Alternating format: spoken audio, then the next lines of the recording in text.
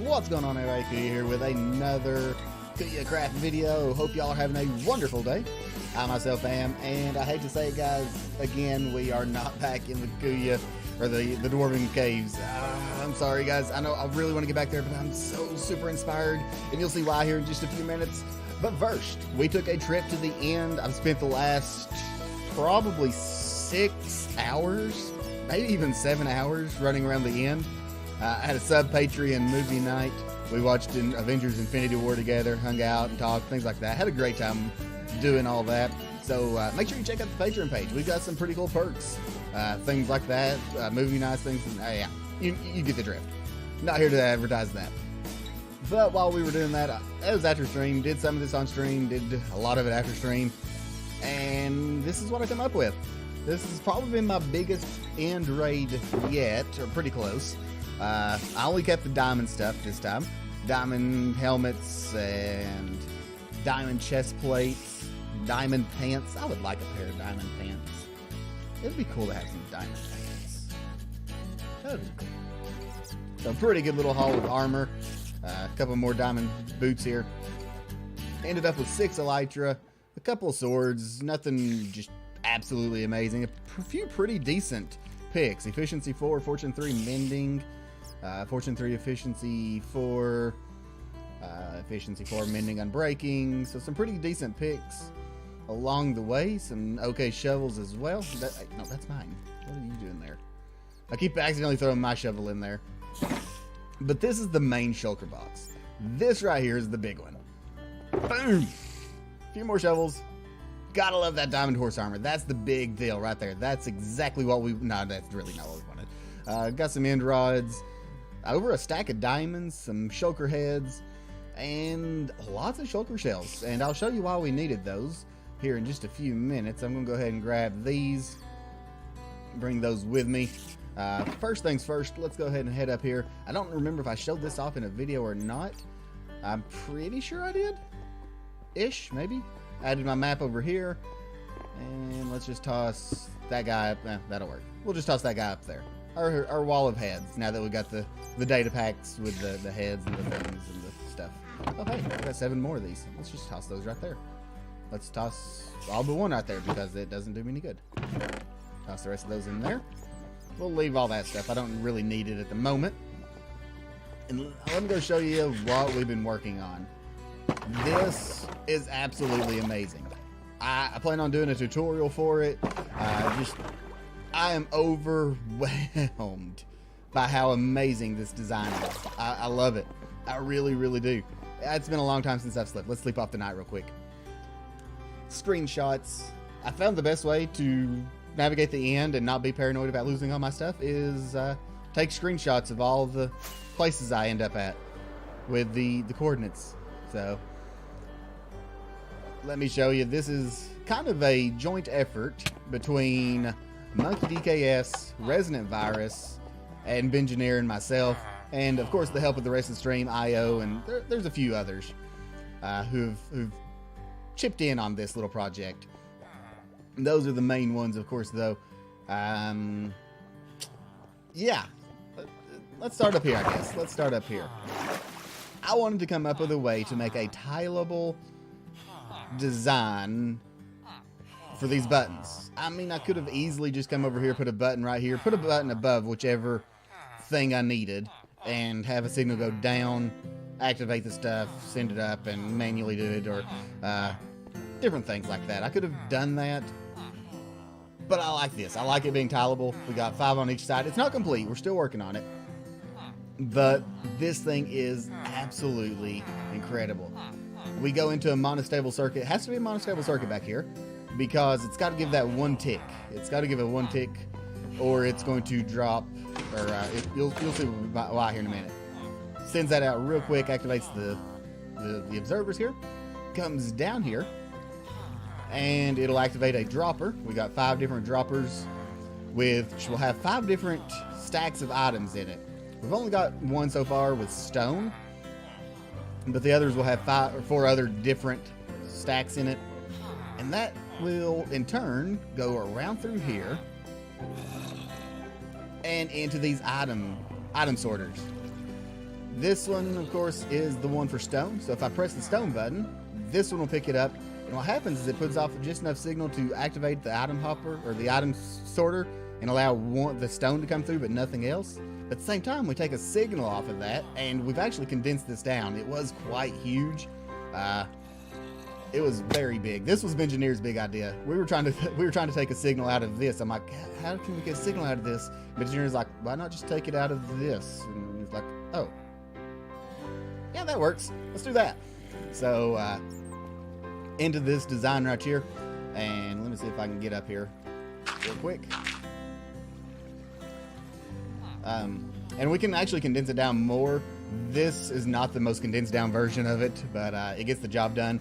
We actually started, I ended up condensing it down more after I'd already got the waterway in and built, and I'm like, hey, why don't we try this instead? And it worked really well.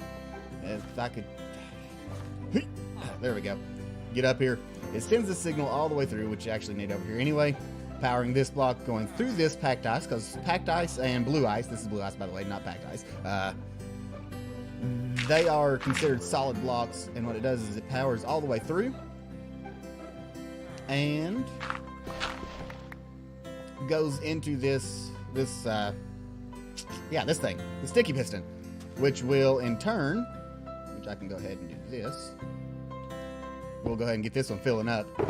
We'll in turn break this shulker box. It'll go through the soul sand and into an item elevator. And item elevator will go up to a chest up there. And then we come up with another system. I was originally using one of ResonantVirus's designs, which is a really amazing dropper clock. It is by far a lot better than the normal one, with the comparator, repeater block, redstone, repeater block, redstone, yeah, it's a whole lot better. Using comparators, using some powered rails over them and things, and it works so well. It's a lot quicker, and it is a lot less lag inducive. But I ended up breaking it down even further and made this completely tileable now. This item sorter is tileable. You can go right next to each other as far as you want over. And we've made the rest of this entire thing completely tileable. You can tile all this as close together as you want it to be. And that's what I did here, is took it and we're pulling the pulse out of the hopper below, powering all this, and what it's going to end up doing is powering this dropper to spit out another shulker. Originally, we had a pretty big design here. It was actually, this is why it's not condensed now. It actually came out, a redstone torch here came all the way around and locked this hopper and allowed only that hopper line to release one. So we could have like five shulkers here, and it would release one and go into the system and pop out. But the problem was this signal was giving it just long enough to drop multiple in here, and it was click, click, click, click, click, click, click, click, click, over and over, and you really don't want to do that with as many of these as we're going to set up. So now it just does it the one. It's pretty awesome. Let's head up top here and I'll show you what I mean. Super happy. ResonantVirus and Monkey are the ones who actually came up with this idea. I'm sitting here trying to figure out how are we going to make 5 buttons tileable like this. I had to go down a observer line into different blocks and had 5 different redstone lines coming out, and it was just massive and ugly and disgusting. But say I want to come in here and I want to trade some and I want carrots. Let's hit the carrot button. Now it's going to take just a second because, like I said, it's got to do the monostable circuit, extend the piston activates the observers drop the block of choice, and it goes around the water stream into the item filter. The item filter powers the hopper, or the sticky piston, breaking the shulker box. The shulker box goes down into the system, comes all the way around, and comes up an item elevator. So it takes a few seconds, not horribly long, and there should be another shulker box being dispensed in its place.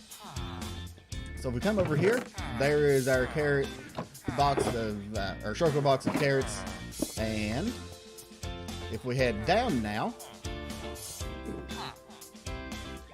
we will find that, we've got another one here filling up. So it works very well. Super happy about this design. And I can actually lower this now. This was going to be the return system, which is why I was collecting all those shulker shells, because I was going to have to fill up all of this, or our return system is just going to drop it in the first hopper that it's got space. So we had to fill, I was going to end up having to fill it all the way up, so that whichever one was missing one would be the only one. But I should actually be able to drop this whole system down now, and if I'm not mistaken, just fill it up.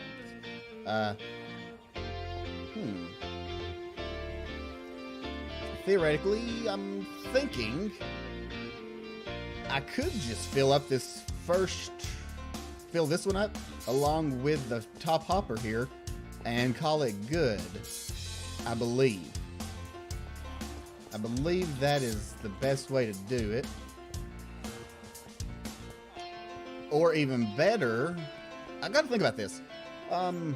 Right now, we've got it set as a system so that I have to manually put the stuff back. Like these carrots, when I'm done trading, if I got carrots left over, I'm going to have to come over here, grab them, toss them into this chest to cycle them back into the sorter. Or,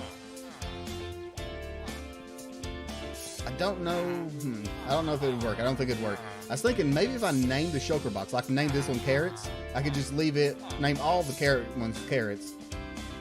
This is going to be our return chest, put it in there, and it be dispensed back into the proper one. I don't think that's going to work because they're non-stackable. I don't think that'll work properly, sadly. I'll definitely test it, but I really don't think it's going to work.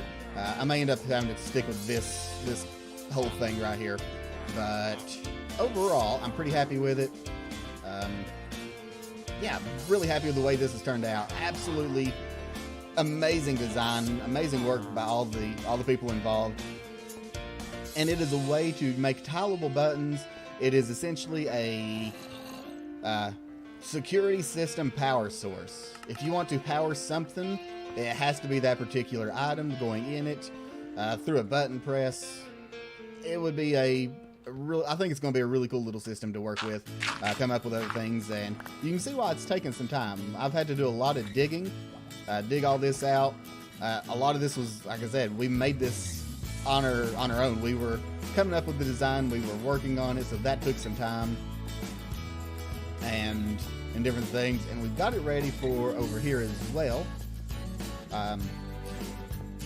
This little system right here, I don't think I mentioned this one, is after we press the button, let's see, like this one, it should, I don't know why, but it's not letting the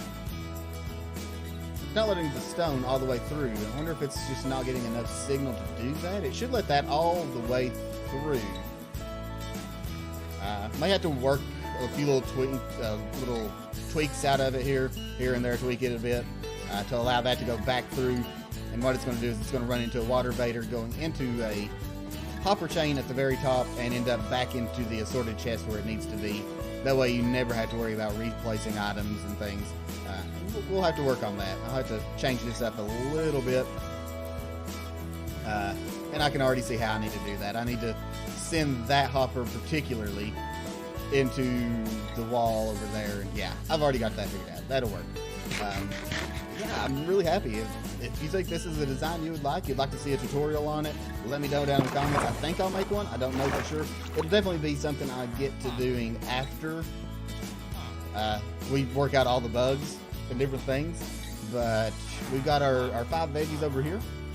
It's going to work fantastic for this kind of system. I don't know what else. Y'all are more creative than I am, so y'all will be able to tell me exactly what you could use it for and do probably a lot more. This is just a delivery system for me. We're going to have pumpkins, wheat, carrots, potatoes, and melon. And then on this side, we'll have emeralds, iron, rotten flesh, leather, and sugarcane come up. So yeah, let me know down in the comments what you think. Let me know if you'd like a tutorial on it. If you think of something that'd be cool, let me know. I'd be happy to kind of share it and see what we can do with it. So I think that's pretty much it, guys. We've got everything. All the villagers are in here filled up. we're done, pretty much done with the villager breeder. Next episode, we should be completely finished with this project, and hopefully finally get back into the caves. I miss the caves. I miss going down and working in the dwarven caves. So I think that's going to be it, guys. Hope you all enjoyed. If you did, make sure you hit the like button, subscribe to the channel, all of that stuff. You all know that already. All the links are in the description down below. And until next time, have fun, be good, and we'll see you all later.